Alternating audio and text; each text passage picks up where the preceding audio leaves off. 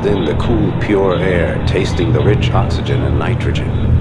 My eyes filled with tears. The sun hovered behind the horizon like an orange fireball. Sunny, that was the latest buzzword. It was talked about now with every breath, and suddenly I knew what it really meant. I stretched out my hand to feel the warmth, to touch its face. Then the timer squealed and a voice roared in my ear.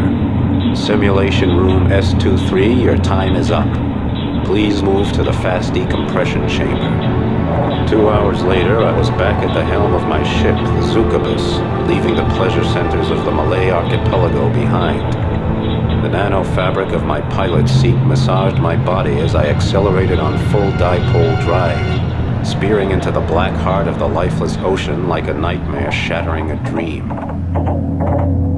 But the oceans were no longer as dead as they seemed. Scientists brewed gene cocktails and chromosome soups without sanction, rebreeding every life form within range of their test tubes. Mighty sharks, dolphins, even the greatest carnivores that ever lived. Primordial beasts that had terrorized the oceans 150 million years ago. The scientists did what they pleased, including creating new branches of life where evolution refused to go. They earned so many credits with their tinkering that even the most powerful computers struggled to keep up with the total. But behind the glittering facade of tungsten, titanium, and niobium, the calcareous whole of human existence was crumbling. The frequency of mass disasters increased dramatically. Amok runners, psychotics, high-tech slave drivers, gene adulterators, and slick techno dealers prowled everywhere, plunging habitats and dwellings into chaos. My name is Emerald Deadeye Flint. I'm tracking down the remaining bionts scattered throughout the oceans. Each one a potent germ posing danger to the world of Aqua. I carry out the Biont mission with my 4 wing pilots, Desgrange, Piccolini, Harper, and Bonham, and my onboard computer, Sally. My clients are international, representing every government.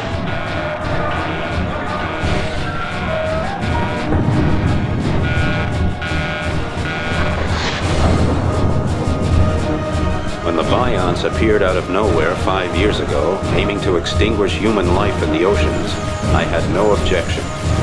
On the other hand, it didn't hurt my cash box any to give humanity a short reprieve, so I went for the credits.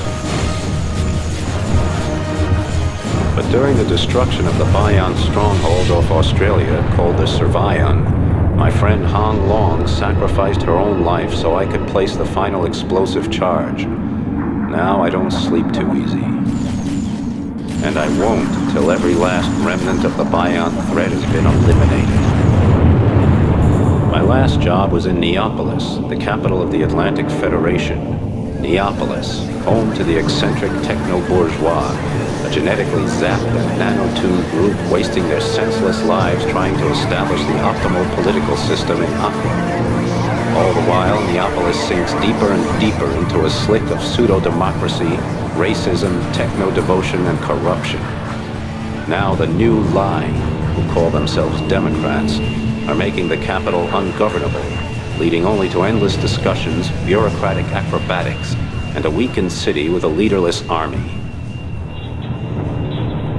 I was glad I was finished there and on my way to the tornado zone in the Eastern Pacific. People take drugs in the tornado zone instead of ingesting nanorobots for cures, and their free-thinking attitude translates into free action as well. I was homesick, and I missed every screwball and dangerous freak who'd be waiting there to greet me. On the way, I made a short side trip to the Argentine basin to see my friend, El Topo, the Mole. Nobody pulls strings like El Topo, who can get almost anything done behind the politicians' backs. El Topo murmured something to me about an important job, a secret scientific sensation. I got a little bored until he came to the part about earning lots of credits. So I went to Magellan and spent a few hard hours at Mariner's Pride, a rotten workers' dive, where I downed mid-brain assassins with a few old friends.